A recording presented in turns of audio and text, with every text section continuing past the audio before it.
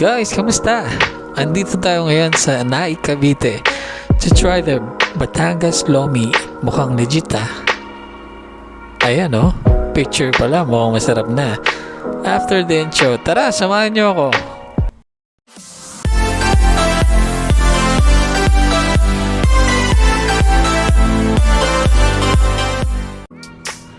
Ayun, so bale, gamit natin si Burger ngayon. Ayun, walang traffic. Napakaganda ng paligid, sobra. And ayun, may natsyempohan tayo naglalaro ng basketball. Parang ako lang, MVP. Anyway, ito na nga pala siya guys. Yung Lomi, Batangas Lomi. Pero dito yan sa Naik, Cavite. Wow, itsura pa lang, mukhang mapaparami na ako ng kain dito Grabe yung laman niya Alam kong hindi pa yung pinaka the best Lomi na pagdating sa paramihan ng sahog, but this one is good in fairness para sa price niya. And of course, hindi mawawala ang ating chili mansi or toyo mansi rather sa ating Lomi. Napakasarap. Tignan nyo naman guys, yung lapot pa lang niya, sobrang alam mo na. By the way, talagang sa plato kinakain ng Lomi kapag alae ka talaga. So ayun guys, natapos tayong kumain ng Lomi at sobrang sarap. Andito tayo ngayon sa NRD, which is titingin tayo ng lupa for the future. Ayan yung vicinity map nila. Ayan. So yung mga kulay na yan dyan naka-indicate yung mga commercial lot, inner lot, prime lot, or whatever lot it is. And also, ayan yung paligid niya. Ang tahimik. Ayan, konti lang yung dumadaan na sasakyan. And talaga masasabi ko na napaka-peaceful dito. Sobra. So, ayun na nga guys. Titignan natin yung lupa. And nakasakay na tayo kay Kuya. Okay. Then let's see kung maganda nga ito. Ayan, na-atras na po siya. And biyahe tayo. Magandang tanawin. Magandang kapaligiran. Napakatahimik talaga dito. Ayan kwentuhan mode muna. And ayun na, ito yung isang lupa. So tignan natin yung paligid. Okay naman siya, katabi siya ng kalsada, accessible naman, and tahimik din, 'di ba?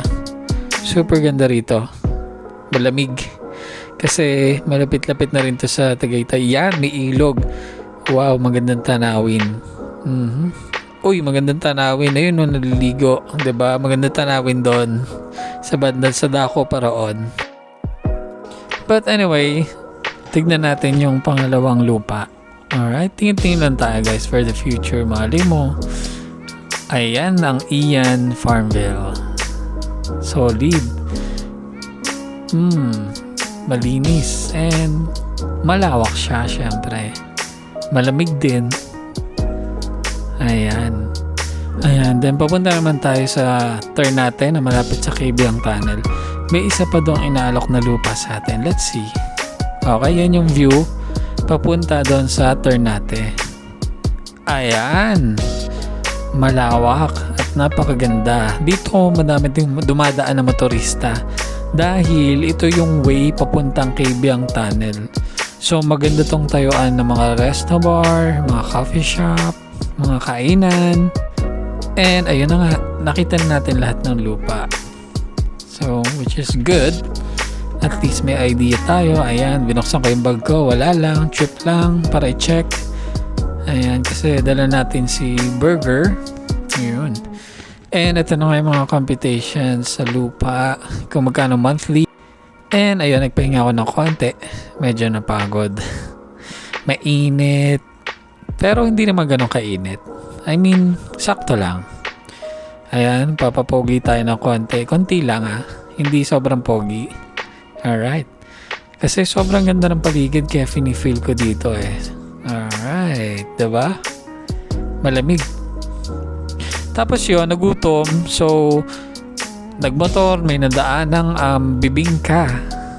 Ayan.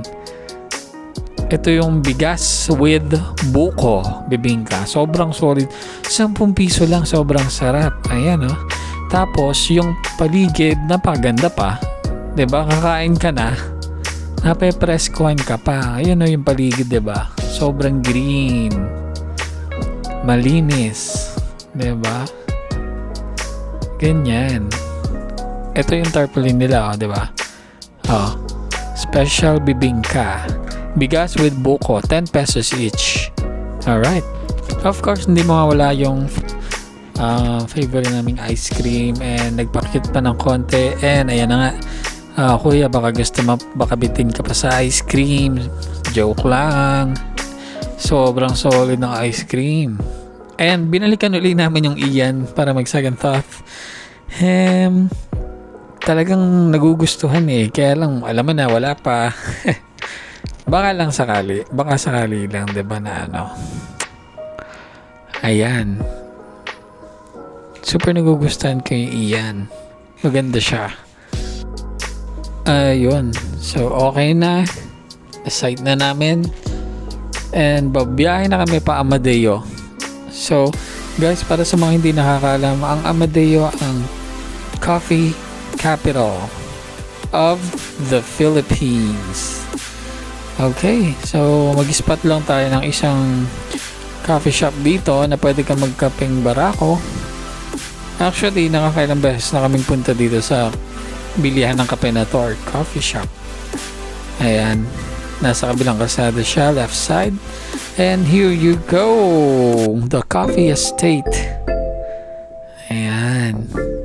Ito yung isa sa pinakasikat na bilihan dito ng kape, barako. At ng iba't ibang products. Ayan. So, check nyo lang. Sobrang solid yan. Load lang kayo, guys.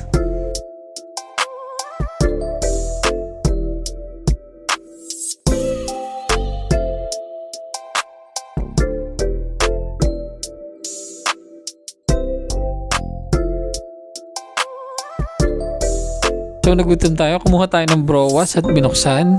Ayan. Syempre, hindi mawawala ang roasted coffee.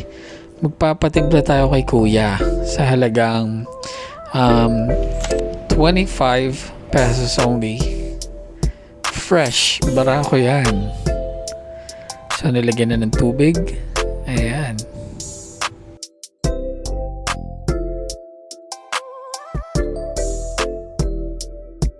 Ayun, so sulit na sulit, and babiyahe na tayo pa uwi after magkape. Yan, as you can see, guys, welcome to Amadeo, coffee capital of the Philippines. Lagi kami napunta dito pag nagagawin kami Tagaytay. Napakaganda pa ng art dito, oh. Grabe. Solid, guys. And ayun na nga, on the way na tayo pa uwi. Dito tayo sa likod dumaan, which is ang labas natin ay Imus. Alright. Pahipahinga lang sa paglubog ng araw. Ayun, as usual, Imus na tayo. Okay. Yung traffic na dyan na.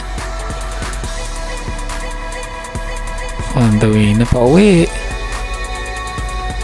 Medyo dumidilim na, pero pipilitin natin makahabol.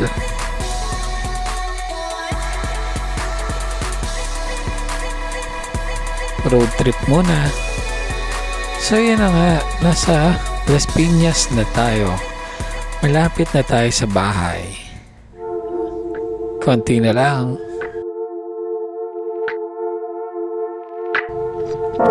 Natatanong ko na yung bahay. Ayan. Yun, oh. Nice one. So, ayun guys, nandito na tayo sa bahay. And gusto kong magpasalamat kasi talagang pinanood niyo yung video ko ng buo. Alright? Sana sa susunod ulit, manood kayo ng mga videos ko. Marami pa tayong i-vlog. Like, i-vlog natin yung mga food, yung mga places na papupuntahan pa natin sa ating paglalakbay. And again, this is beam. And you guys have a great day. And may sumegway pa na may nag-overtake pa na nakabike, grabe. Sige, maraming salamat guys. See you on next video. Goodbye.